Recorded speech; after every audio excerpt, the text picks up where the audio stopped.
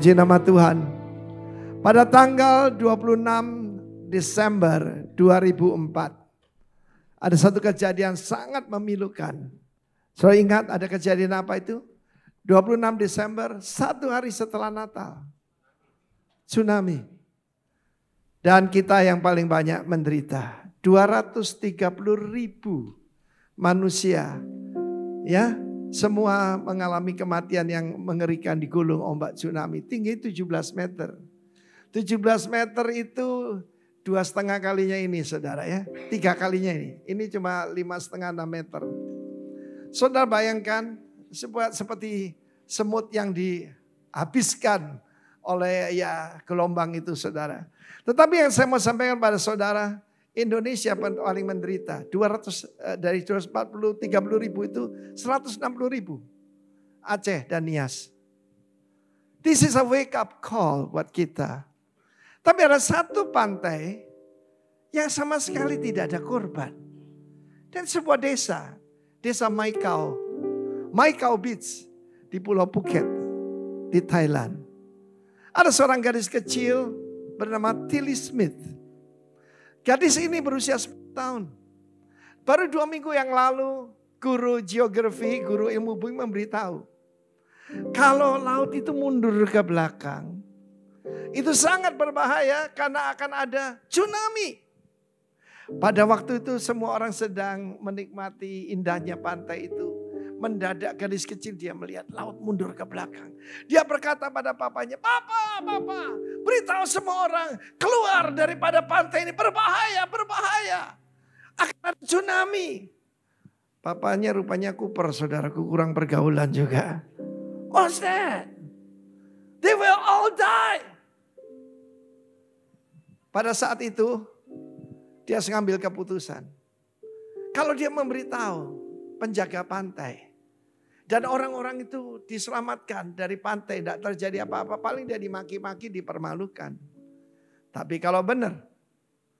Dan orang-orang itu 100 orang lebih saudaraku di pantai itu mati semua. Dia akan menyesal seumur hidupnya. Hidup adalah pilihan saudara. It's up to you. Kenapa kita tidak memberitakan yang lebih penting? Tentang murka Allah yang akan datang. Saudaraku terlalu banyak khotbah tentang the goodness of God. Lagu-lagu tentang kebaikan Tuhan. Tuhan tidak bisa dipermainkan. Ada waktunya dia murka. Nah saudaraku yang kasih Tuhan. Dia memberitahu penjaga pantai. Dan penjaga pantai tidak kebetulan orang Jepang. Mendengar perkataan tsunami. Dia mengevakuasi semua orang mundur ke belakang. Hotel 3 lantai saudaraku. Ketika itu dalam waktu cuma beberapa menit. Datanglah tsunami. Dan mereka semua satu-satu yang diselamatkan. Dari 230 ribu lebih. Saudaraku Tilly Smith mendapat penghargaan dari PBB. Ketemu kepala-kepala negara dia British ya. Dia ketemu dengan Bill Clinton waktu itu. Jadi sangat terkenal. Karena apa? Dia punya pengetahuan. Saya buat pernyataan buat saudara. Knowledge is power. Kata bersama saya, knowledge is power. But knowing is more powerful. Knowledge is power. Knowing is more powerful. Karena itu kita semua mempelajari firman Tuhan sungguh-sungguh. Karena saudaraku banyak orang datang pada saya, Pak Kristen loh ini, pendeta. Apa ini kiamat? Saya pakailah istilah dari firman Tuhan sebagai end time. End of the age, akhir zaman, kiamat. Saudaraku, apa ini perang dunia ketiga? Karena mereka tidak baca firman Tuhan. Dan firman Tuhan, kenapa saya percaya ini firman Tuhan? Karena semua isinya nubuatan. Dan semuanya terjadi secara precise, secara eksak. Tidak ada kitab apapun di dunia ini yang memberitahu tentang masa depan. Cuma Alkitab kita. Amin. Haleluya. Karena itu selama 2,5 tahun tidak bisa kemana-mana. Saya pakai waktu untuk mengisi. Yaitu saudaraku dengan minyak Roh Kudus. Dengan firman Tuhan dalam hidup saya. Dan lakukan itu saudaraku. Saudara yang kasih Tuhan. Kita melihat Lukas pasal 21. Berapa banyak saudara mau hidup tetap berkemenangan?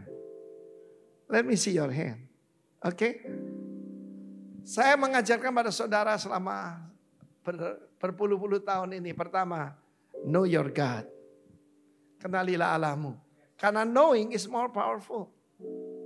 Yang kedua, know yourself. Siapa kamu ini? Siapa dirimu? Kalau kamu tahu kamu biji mata Allah, kamu tidak akan khawatir. Kamu tidak terkena GERD. Kamu tidak langganan apotek. Sebab Tuhan menjanjikan rest. I will give you rest. Not stressful, restful. Ya, hidup adalah pilihan saudara. Yang ketiga, know your enemy. Sebagian besar orang yang berdirinya pengikut Kristus di barat, mereka berkata, demons itu enggak ada. Ya, ketika perjalanan ke Bangkok, barusan ini untuk ALS, Asian Leadership Summit, pertemuan hamba-hamba Tuhan, gereja-gereja Tuhan di Asia. Maka saudaraku, saya sempat melihat film zaman dulu, The Exorcist. Isinya pendetanya yang mati, saudaraku. Jangan ketawa, itu tipuan Hollywood. Amen.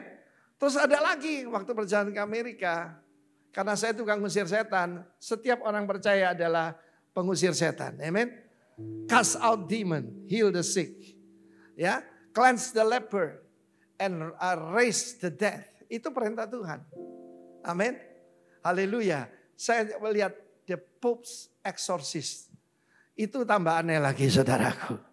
Ya, di mana dia membiarkan dirinya kerasukan supaya orang lain ditolong. Jangan percaya itu. Amin. Usirlah, tunduklah pada Allah, lawanlah iblis, dia akan lari daripadamu. Mari kita lihat saudaraku, ada satu spirit yang sangat berbahaya. Lukas pasal 21 ayat pertama. Yesus mengangkat wajahnya. Artinya memberi perhatian. Dan pada saat itu dia melihat banyak orang kaya memberikan persembahan dalam jumlah yang banyak sekali. Kalau kita melihat simulasi daripada kira-kira bagaimana tempel yang direnovasi oleh Herodes, itu bentuknya seperti trompet. Dan orang memasukkan persembahan ke sana. Belum. Tapi juga ada seorang janda miskin. Saya tambah miskin sekali. Karena hanya bisa memberikan 2 ketip. Ketip itu lepta, sen yang paling kecil. Dan Yesus berkata. Dia berkata begini. Kamu lihat janda itu. Dia memberi jauh lebih banyak dari semua orang kaya tadi. Coba renungkan sebentar, siapa yang dianggap hebat di Jakarta ini, di dunia ini. Yaitu kelompok yang pertama, sebab itu konglomerat. Yang ini kolong melarat, saudara. Tapi wanita ini memberikan dari kekurangannya. Bahkan seluruh nafkahnya. Seluruh nafkahnya, saudara. Hari-hari ini kemana-mana kita dengar orang khawatir, orang takut. Lukas 21 bahkan berkata, orang akan mati ketakutan. Karena apa yang sedang menimpa bumi, menimpa laut. Termasuk tsunami tadi ya. Saudara, mati ketakutan. Jadi kalau anak-anak saya, ini ada dokter kita dari Bali ya. Kalau yang sekarang tanya, mau spesialisasi apa? Jantung dan kesehatan jiwa. Karena di mana-mana ada ODGJ. Orang dengan gangguan jiwa. Orang mati ketakutan. Tapi wanita ini bebas kekhawatiran. Saudaraku, ukuran Tuhan Yesus adalah faith, iman. Dia tidak khawatir. Dia bilang, aku tak takut akan hari depan. Ku tak tahu kan hari depan. Ya tak? Tapi langkahku tetap. Sekalipun matahari tidak bersinar lagi. Biar bumi akan berlalu. Amin. Saudaraku, saya bayangkan. Kalau khotbah itu harus dibayangkan. Saya bayangkan dia baru saja mungkin mendengar dari Tuhan Yesus sendiri. Mengajar tentang apa? Bagaimana Elia diberi makan oleh janda paling miskin. Yang sedang mengumpulkan kayu bakar. Untuk yaitu membuat makanan terakhir. Tepung tinggal sedikit, minyak tinggal sedikit. Dan dia harus menebalkan wajahnya. Berilah lebih dulu kepadaku sepotong roti bundar kecil. Dan setelah itu barulah kamu dan anakmu. Dan demikianlah firman Tuhan. Wadah ini tidak akan berhenti mengeluarkan tepung dan minyak ini. Tempat wadah kecil ini tidak berhenti mengeluarkan minyak. Sampai musim kelaparan lenyap. Sampai kembali Tuhan menurunkan hujan ke atas muka bumi. Wow. Wanita ini bebas kekhawatiran, saudara. Why? Dia menyembah YHWH. Dia tidak menyembah Mammon. Tetapkan hari ini, who is your Lord? Siapa Tuhanmu? Who is your Father? Amen. Cuma kita loh yang manggil pencipta langit dan bumi itu Papa. Amen. Knowing is more powerful. Kelihatannya kok aneh ya. Mau bicara tentang akhir zaman, kok bicara tentang Mammon. Saya paling tidak sungkan bicara soal itu. Karena apa Bu? Apa roti bundar kecil itu saudaraku? Bagian pertama, namanya persepuluhan, bukan perpuluhan. Persepuluhan. Persepuluhan itu saudaraku ma'asyir, artinya nilai pertambahan. Bukan pengurangan. Pertambahan. Amen. Saya kenal ada seorang ibu luar biasa. Saya mau bersaksi lah tentang ibu ini. Ada orang Surabaya di sini, Surabaya, angkat tangan. Mana ada ya? Menangkan lebih banyak seorang Surabaya. Oh, ada satu. Ada seorang ibu sederhana, namanya Ibu Lena. Rumahnya di kampung Pelosok Bogen sana. Dan pada waktu itu kami masih ingat, waktu itu ya alma mater kita Betani ya. Sedang menyediakan meja, tutupnya kain putih. Dan saya bagian menantang persembahan. Nah, itu kenapa ya? Selalu saya disuruh menantang persembahan, saudara. Ya. Dan pada saat itu, saudaraku, mari kita memberi buat pekerjaan Tuhan. Kita beli tanah di Nginden. Yang sekarang jadi gedung Betani yang besar itu ya. Dan dari belakang Ibu Lena itu lari ke depan, saudara. Saya tidak pernah lupa pemandangan itu. Ya, dan Tante Lena ini tidak pergi ke salon, saudara. Bahkan tidak di blow dry, rambutnya masih kewer-kewer. You know kewer-kewer, saudaraku. Dia lari ke depan, dia buka tasnya, dia curahkan semua. Dan zaman itu masih ada uang logam. Kerincing. Lalu dia lari pulang. Tak ku tahu tentang hari depan, tapi langkahku tetap. Bukan surya ku harapkan, karena surya kan lenyap. Amin. Saudaraku, apa yang terjadi pada Tante Lena ini? Dia dikenal sebagai seorang nabiah di Surabaya. Bersama dengan seorang ibu lain lagi. Jangan pandang enteng emak-emak, saudaraku. Ya. Ketika saya berkhotbah di tempat beliau, pada saat itu apa yang terjadi? Rumahnya itu kiri kanan semua belakang semua dibeli jadi gedung untuk 1.000 orang. Tepuk tangan bagi Allah kita. Dia tidak takut tentang hari depan. Amsal 31 berbicara tentang wanita yang tertawa tentang hari depan. Apa hari depan membuat engkau kecut? Membuat engkau takut? Yang pertama masuk ke dalam neraka, Wahyu 21:8, is the fearful. Orang yang punya fobia. Baru orang tidak percaya, baru penyembah berhala, baru penjina, baru penipu, pendusta dan sebagainya. Saya punya kenangan dengan Tante Lena ini. Luar biasa. Saya mau saksikan. Satu hari saya dalam suatu pertimbangan ya. Bukan pergumulan, pertimbangan. Untuk kembali ke Surabaya. Dan saya ketemu dengan ibu ini. Dan dia berkata begini, hambaku. Ini bahasanya, hambaku. Apapun yang kamu butuhkan untuk pelayanan. Akan kusediakan. Bahkan sebuah pesawat terbang. Saya tidak bertanya, mosok? Gitu enggak saudaraku. Saya bilang, amin. Haleluya. Sebab ibu ini bukan seperti orang-orang lain. Yang kubuat-buat itu bukan. Ini pesan dari Tuhan. Dan saya masih ingat. Satu hari saya harus khotbah di Dili.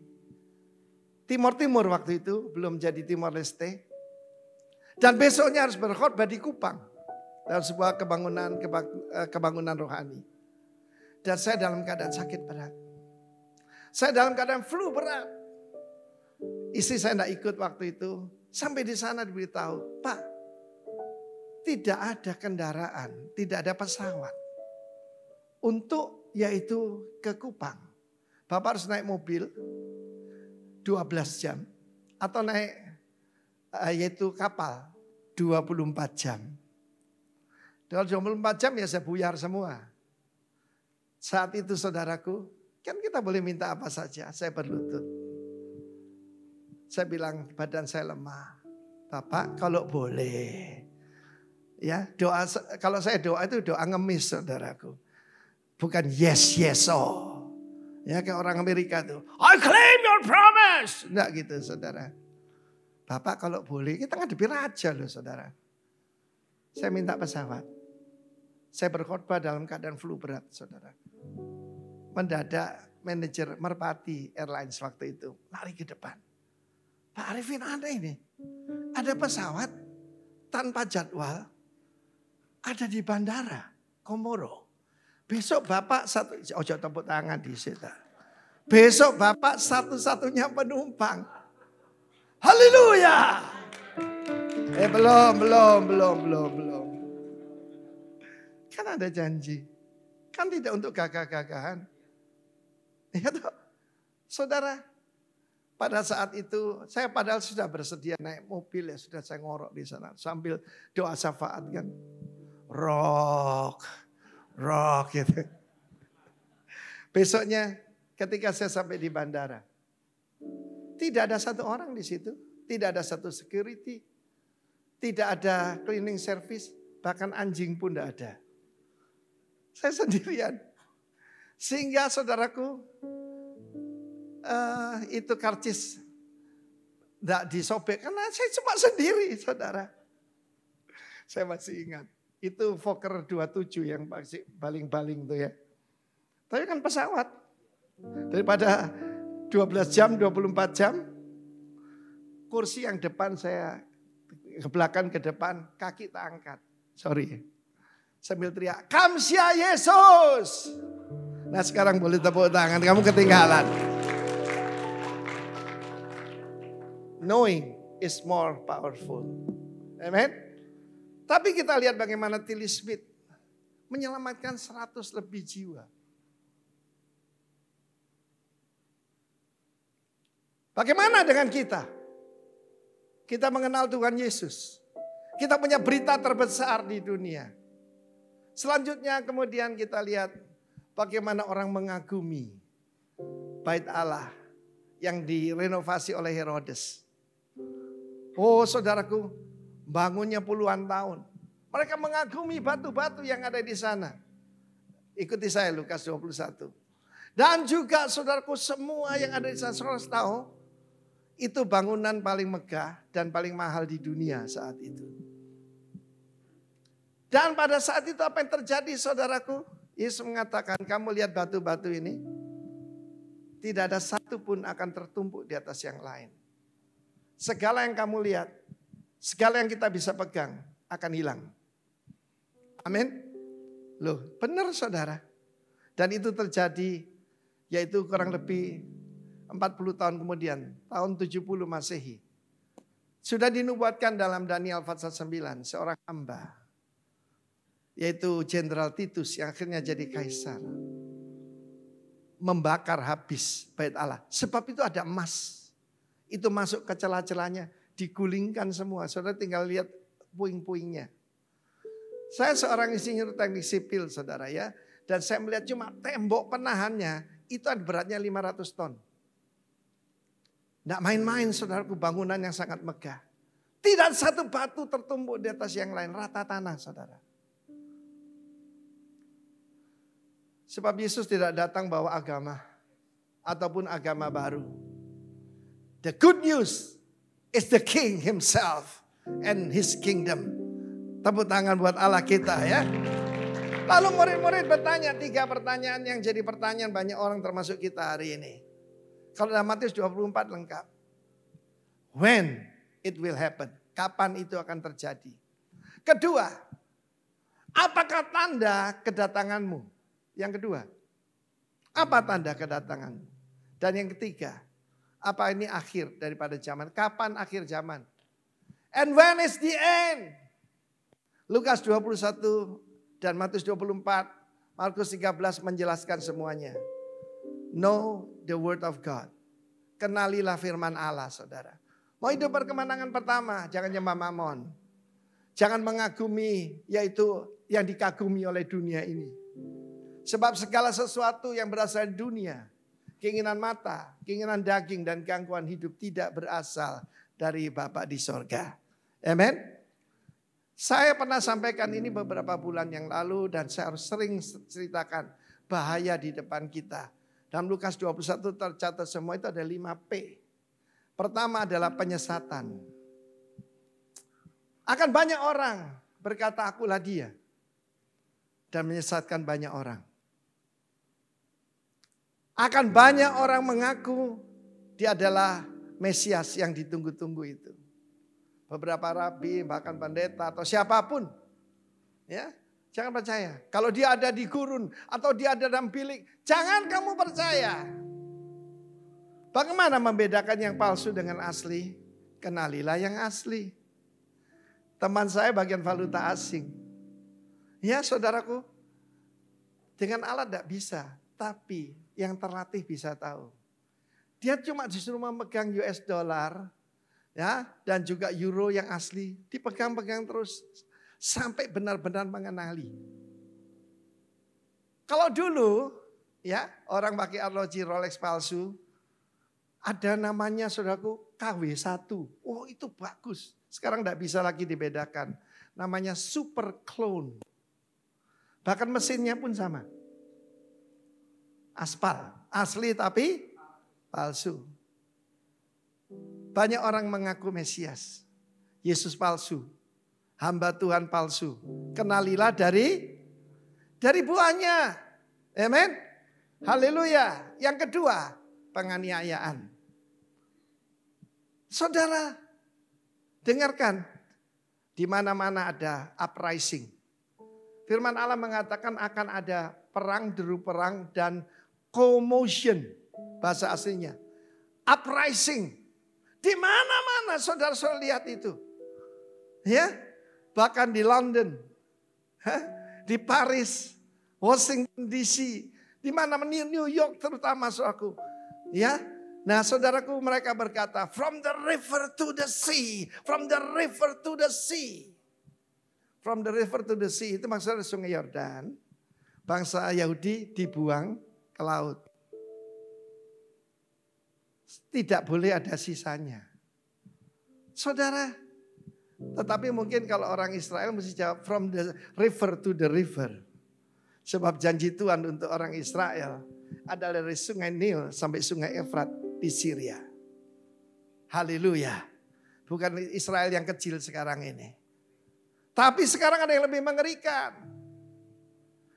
From Saturday to Sunday. Apa itu from Saturday to Sunday? First the Jew and then the Christian. First the Jew and then the Christian. Jangan tidur saudara. penganiayaan akan ada di depan pintu. Akan tiba masanya orang yang membunuh kamu mengira mereka berbuat bakti bagi Allah. Dalam Lukas 21 diterangkan, kamu akan dihadapkan yaitu ke rumah-rumah ibadat. Hah? Rumah ibadat kan tempatnya orang berbuat baik. Dan dihadapkan kepada mahkamah-mahkamah. Janganlah kamu merencanakan apa yang kamu jawab. Saudaraku, saya mengalaminya. Dari rumah ibadat ke rumah ibadat. Dihadapkan kepada majelis-majelis, mahkamah-mahkamah, pengadilan. Saudaraku, ya, kejaksaan. Tuduhan macam-macam, saudara. Tapi saya tahu karena sudah tertulis. Amin. Udah tertulis. Gubernur Sumatera Utara tahun 2004 tanya kepada Bambang Yonan, apa ini, kenapa ini terjadi? Jawabannya sederhana, semua sudah tertulis Bapak. There will be great earthquake. 9 lebih skala Richter waktu itu. Timbul tsunami, saudara. Karena 2 lempengan besar bertumbukan. Dan firman Tuhan sudah mencatat, dasar-dasar bumi akan goncang. Semua sudah tertulis. Jangan heran, saudaraku. Setelah penyesatan, ada lagi saudaraku. Ini berat ini, pemurtatan. Ya. Dan bersama dengan itu, siapa yang menyerahkan kita? Pengkhianatan. Bapak menyerahkan anak. Saudara menyerahkan saudara. Sedih gak saudaraku? Bapak menyerahkan anak, saudara menyerahkan saudara. Tapi ada satu, ya, penganiayaan, pemurtatan, dan pengkhianatan. Tampilkan satu lagi yang tidak dianggap berbahaya. Pesta pora. Baru-baru ini ada Chrissy Rich untuk pesta pernikahan putrinya. Untuk dekor 75 miliar. Ya untungnya dia belum jadi orang percaya. Tapi kalau orang itu orang Kristen. Berapa banyak jiwa bisa diselamatkan. Amin. Karena akhir zaman kalau saya baca Matius 25 ada 3 ukuran. Yang pertama readiness. Ada 10 anak darah yang jadi pengiring pengantin. 5 bijak, 5 bodoh. Membawa saudaraku obor. Bukan pelita kecil itu. Obor. Obor Injil kerajaan. Tapi karena lama tidak datang, tertidur. Kemudian saudaraku, ketika itu pengantin laki-laki datang. Mereka menggunting sumbunya itu dan kemudian diisi minyak. Tapi yang 5 yang lain, mereka sudah kehabisan minyak. Jangan kehabisan minyak. Readiness. Yang kedua saudaraku, bagaimana mengelola keuangan dan resources pada kita. Stewardship. Yang ketiga ada lagi. Sang raja akan duduk di atas takhta bersama para malaikat. Dan seperti gembala memisahkan domba dengan kambing. Tidak ada tengah-tengah. Kalau sekarang toilet ada 3 macam saudaraku. Ya, ada cowok, ada cewek, ada cowek, ada cewek saudaraku. Ya. Tetapi dia akan memisahkan domba dengan kambing. Bagaimana kita memberikan resources kita. Terutama sikap kepada Israel. Sedih ya kalau ada pendeta menghujat Israel. Kalau yang belum kenal Tuhan Yesus menghujat Israel ya mungkin terpengaruh macam-macam sih ya. Kita tidak bicara soal itu. Tapi kita sebagai orang percaya, kita tahu barang siapa memberkati keturunan Abraham akan diberkati. Yang mengutuk akan dikutuk. Tidak cukup pengetahuan. Know your God. Know yourself, know your enemy. Dan yang kelima nih bahaya, ini pesta pora. Tampilkan Lukas 21 ayat 34. Nanti habis ini saya ajarkan bagaimana menghadapi dan hidup berkemenangan. Ayat 34. Lukas 21 34. Jagalah. Bukan jagalah tetanggamu. Jagalah dirimu sendiri. Supaya hatimu jangan syarat oleh pesta pora dan kemabukan serta kepentingan-kepentingan duniawi. Dan supaya hari Tuhan jangan dengan tiba-tiba jatuh ke atas dirimu seperti suatu jerat. Amin. Ayat selanjutnya. Sebab yang menimpa semua penduduk bumi ini. Di dalam kitab yaitu Pengkhotbah, ada orang yang hidup di bawah matahari. Ada yang hidup di atas matahari. Under the sun and above the sun. Apa above the sun itu? Berpikir kekekalan. Berjaga-jagalah senantiasa sambil berdoa. Supaya kamu beroleh kekuatan untuk luput dari semua yang terjadi. Supaya kamu tahan berdiri di hadapan the Son of Man. Saya dengar cerita dari seorang rekan kita lah. Yang dulu sekolah Alkitab, saudara. Di salah satu sekolah Alkitab. Pada waktu mereka makan, maka di situ ada steak. Steaknya tempe, saudaraku. Dan sebesar tripleks, saudaraku. Dan mereka berdoanya gini, buka mata satu, saudara. Berdoa sambil berjaga. Daripada tempenya hilang. Yang ngomong itu punya pengalaman rupanya. Berdoa sambil berjaga. Jaga hati. Amin. Saya akan ajarkan saudara pertama jari. Apa itu? Jaga diri. Yang kedua, saudaraku, apa? Jaga pengajaran. Dan baru jaga kawanan. Oke, mari kita melihat tema kita kan Christ likeness. Who is a person, satu pribadi yang dalam perjanjian lama itu Christ like man. Siapa dia? Moses. Ibrani 11 ayat 23. Ibrani 11 ayat 23. Karena iman, ayat 23-nya dulu. Karena iman orang tua daripada Musa memelihara anak ini sebab diperintahkan kan genosida pertama itu ayat 23 dulu. 23, ini kurang satu ini. Ya, karena iman maka orang tua Musa menjaga anak ini sebab elok rupanya dengan tidak takut akan perintah raja. Apa perintah daripada raja? Genocide all the Jews. Saudara yang kasih, itu berjalan saudara. Ya, mulai dari Egypt, lalu Asyur, lalu kemudian Babylon, Media Persia. Masih ingat Haman? Kita lihat itu Hitler zaman dulu, saudaraku. Ini ayat 23. Disembunyikan. Tidak takut akan perintah raja. Apa artinya iman? Tidak takut. Amen. Dan kita melihat kemudian, saudara, apa yang terjadi sekarang ini? Ya, Pak, bagaimana Pak? Ini kan sudah berat sekali. Oh, belum. Ini baru lelatu api, spark. Karena di depan ini ada yang lebih berat. Sekarang nih penggenapan seluruh Mazmur 83. Dan saudaraku, mereka tidak takut akan perintah raja. Para orang tua yang ada di sini. Dunia ini sedang mengancam anak-anakmu. Amin. Mulai dari dalam kandungan. Berusaha untuk dibunuh.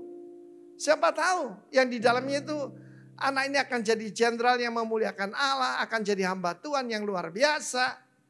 Dibunuh dalam kandungan. Atas perintah orang tuanya sendiri. Mengerikan saudara. Tapi firman Tuhan berkata karena iman mereka tidak takut. Iman itu is the absence of faith. Ini pernyataan saya. Ketakutan, fear is the absence of faith. Ketakutan karena tidak adanya iman. Apa yang kita butuh akhir zaman ini? Bukan cuma knowledge tapi knowing God. Amen. Lalu kita lihat untuk memudahkan, maka saya akan tunjukkan saudara. Pertama kita harus punya God's perspective. Kita harus punya perspektifnya Tuhan. Yang kedua, know God's word. Mengenali firman Tuhan. Saya mau tes saudara. Saya mau tes. Boleh ya? Boleh aja aku yang pegang mic kok ya. Siapa mau hadiah? Mau hadiah pagi hari ini? Mau? Angkat tangan duluan. Oke. Mari cari yang paling cepat. Hizkia 3 ayat 7. Kalau kamu berdiri, diam kamu. Kebanyakan saudaraku pendetanya angkat tangan pertama. Lalu yang lain, tidak ada di Alkitab kita Hizkia. Coba yang lain, Donald Trump 2 ayat 4. Hati-hati saudaraku. No God's word, no God's promises. Saudaraku, ya, kenalilah janji Tuhan. Satu lagi, no God's ways. Baru-baru ini saya ketemu dengan salah satu jemaat kita. Dia AKBP, mungkin sudah komisaris besar polisi. Dari saudaraku dia itu ya Kapolres di sebuah kabupaten besar ditaruh di kabupaten kecil. Dan mungkin dia bertanya, kenapa ya? Saya bilang sama dia, kamu lihat bagaimana anak-anak itu putra-putra seperti anak panah di tangan pahlawan. Harus apa? Ditarik dulu ke belakang, baru melesat ke depan. Amen. Oh saudaraku, mau melesat? Oh mau. Next level, haleluya. Ditarik dulu ke belakang. The way to going up is down. Jadi kalau kita mengenali firman Tuhan dan cara-cara Tuhan, kita tidak akan khawatir di dunia ini. Kita tidak akan stressful, kita akan restful. Mari kita lihat Moses. Kita baca ayat 24 dan selanjutnya. Tapi semuanya harus seperti ini. Mari semua pakai kacamata kerajaan. Semua pakai. Pakai kacamata kerajaan. Haleluya. Karena iman setelah dewasa. Karena setelah dewasa menolak disebut anak putri Firaun. Hidup ini adalah pilihan. Amen. Dia bisa milih. Jadi nabi atau babi? Loh betul saudaraku. Sebab dia kan jenderal yang memenangkan 2 pertempuran besar. Ya. Pada waktu itu melawan Ethiopia saudara ya. Ya, dia memenangkan peperangan besar luar biasa yang membuat Mesir lebih gede. Dan dia juga arsitek yang hebat. Yang membangun 2 kota besar. Ramses dan Thebes. Dia dipenuhi dengan hikmat Mesir. Dan dia adalah garis keturunan untuk memerintah. Tidak ada demokrasi, itu adalah empire. Saudaraku, dia bisa jadi Nabi Musa, Moshe, Prophet Moshe atau Amenhotep ketiga. Dia memilih. Kapan? Setelah dewasa. Kenapa kebanyakan orang milih dunia ini? Karena gak dewasa. Setelah dewasa. Memakai God's perspective. No God's ways. Karena ia lebih suka. Ini orang tidak suka. Lebih suka apa? Menderita sengsara dengan umat Allah. Daripada untuk sementara menikmati kesenangan dari dosa.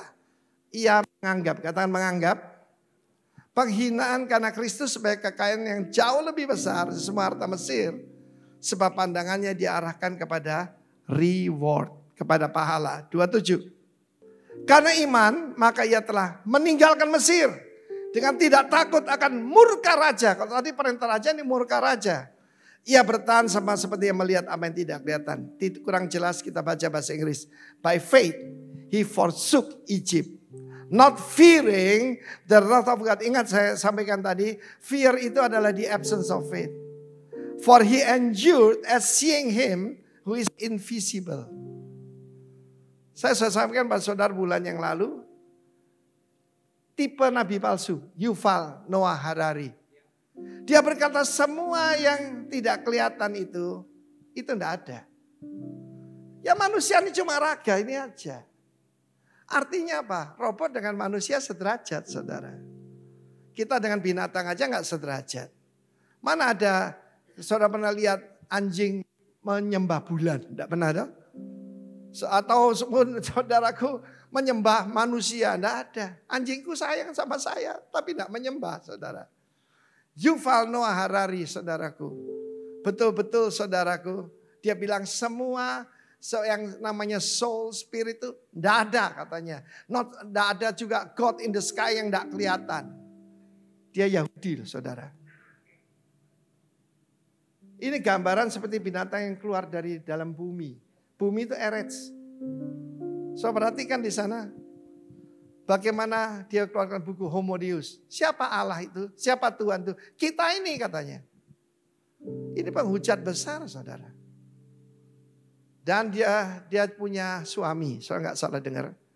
Bukan punya istri, dia punya suami. Look at the fruit. Melihat yang tidak kelihatan. Saya sering alami ancaman-ancaman dalam hidup saya. Satu hari salah satunya paling mengerikan. Saya dalam keadaan ketakutan. Takut saudara. Waduh saudara. Saya sedang berlutut. Mendadak I sense. Merasakan, tidak bisa lihat. I sense ada makhluk besar di samping saya. Dasar tukang usir setan. Langsung saya doa bahasa roh. Ini kawan atau lawan? Seperti Yosua kan. Roh Kudus berbisik.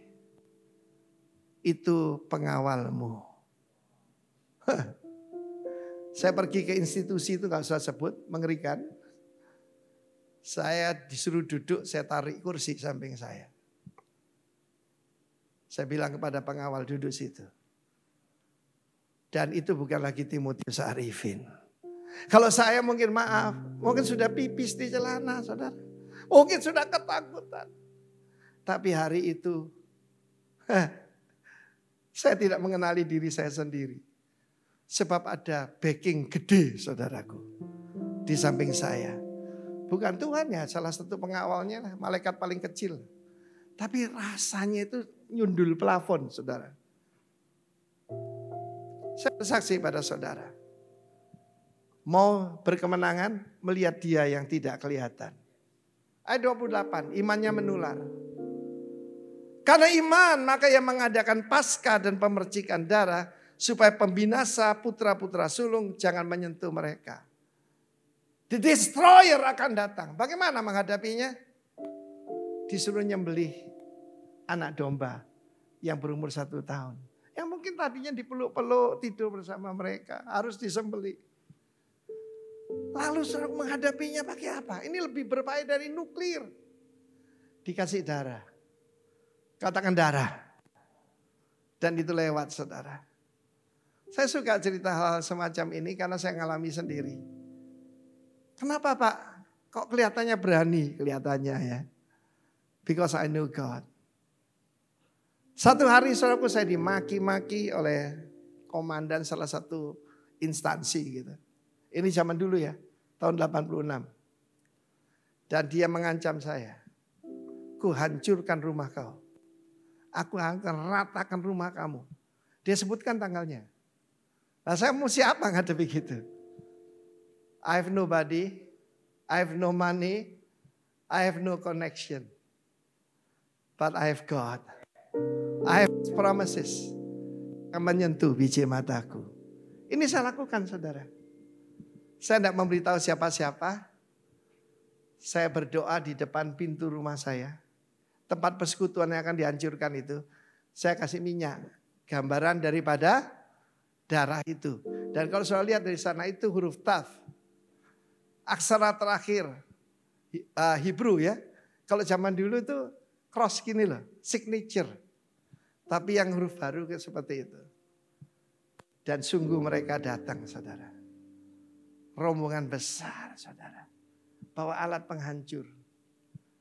Saat itu saya sendirian di depan. Mau ngapain saudaraku? Ya cuma berdoa. Syakabarada syakaramala masa. Menghadapi kuasa kegelapan dengan darah anak domba. Perkataan kesaksian. Dan juga tidak menyayangkan nyawa sampai ke dalam maut. Mereka lewat seperti matanya ditutup. Saudaraku sampai sekarang buktinya masih ada. Yang dihancurkan bukan rumah saya. Itu ada tempat badminton di ujung jalan saya. Catat itu, Duku Kupang Timur Gang 20. Dihancurkan rata tanah, sekarang jadi kantor kelurahan. And here I am. Saya cuma apa? Nonton. 1.000 orang rebah sisi kirimu, 10.000 sebelah kananmu. Kamu cuma menontonnya, melihat pembalasan kepada orang-orang fasik. Tepuk tangan bagi Allah kita. Katakan iman. Karena iman mereka tidak takut. Imannya nular sekarang 28. Sebentar lagi ya. Karena iman sudah ayat 29 sekarang. Karena iman maka mereka, bukan lagi Musa. Mereka sekarang. Kalau kita ketakutan, anak cucu kita juga akan gentar, saudara. Pastikan angkat kepalamu, sebab keselamatanmu sudah lebih dekat. Karena iman maka mereka telah melintasi Laut Merah, sama sekali melintasi tanah kering, sedang orang Mesir tenggelam ketika mereka mencobanya juga. Sebab orang Mesir binasa, tenggelam ketika mereka cobanya juga. Terakhir ayat 30. Karena iman maka runtuhlah tembok-tembok Yeriko setelah kota itu dikelilingi 7 hari lamanya. Coba dikelilingi. Lalu mereka berseria.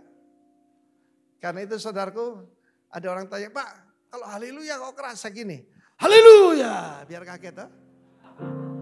Sebab ada banyak hamba Tuhan itu haleluya. Saya khawatir apa dia agak melambai-lambai nyur di pantai, saudaraku. It's time to shout. Saya tidak tahu ada benteng apa yang sudah hadapi. Selalu kita menghadapi yang lebih besar. Lah kalau David ketemu dengan yang sama ukurannya, apa kemuliaannya? Dia menghadapi raksasa. Jenis yang lain loh saudara. Ya. Oh kamu cuma gede toh. Tapi kamu tidak bersunat. Filistin artinya imigran.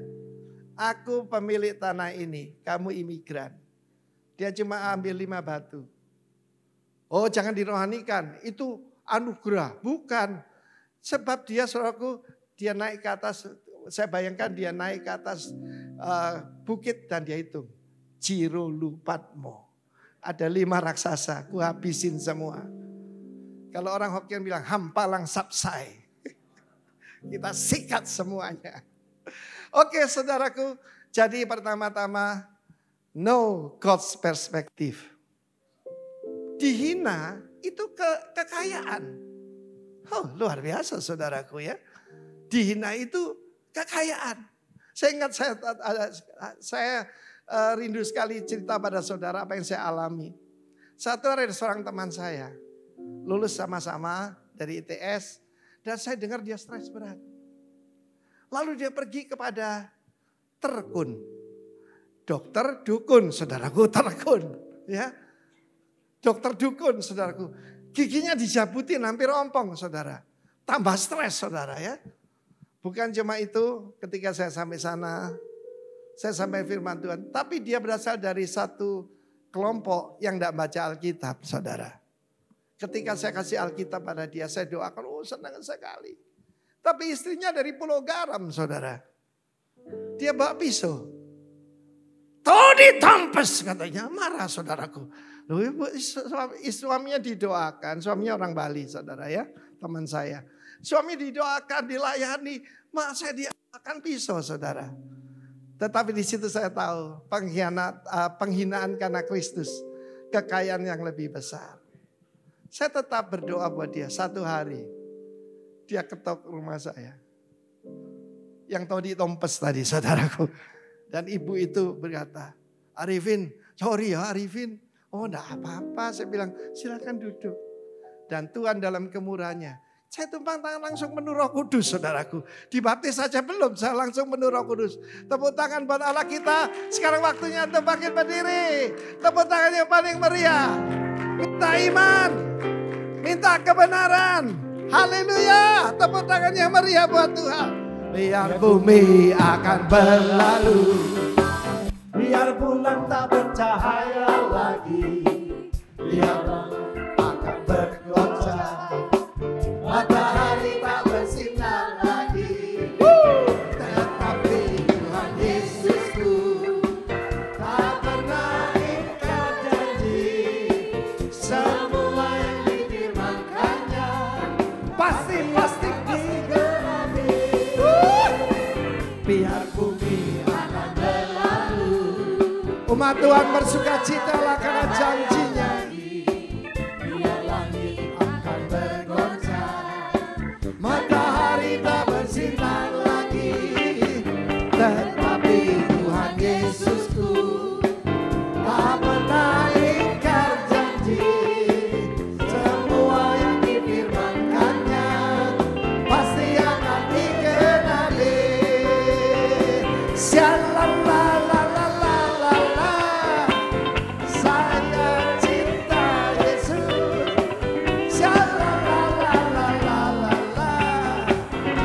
Yesus cinta saya. Everybody. Shalalalalala. Saya cinta Yesus. Shalalalalala. Yesus cinta saya. Shalala. Shalalalalala. Saya cinta Yesus. Shalalalalala. Yesus cinta saya. Yesus cinta saya. Yesus cinta kamu. Yesus cinta semua.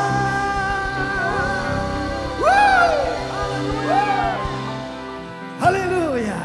Mari angkat tanganmu, terimalah berkat Tuhan. Kasih karunia, rahmat dan damai sejahtera. Let the grace and the mercy and peace of Lord Jesus Christ be upon you all, upon your family, apapun yang kamu kerjakan, di bidang apapun. Nama Tuhan dipermuliakan dalam hidupmu. Dalam nama Tuhan Yesus, yang percaya katakan amin.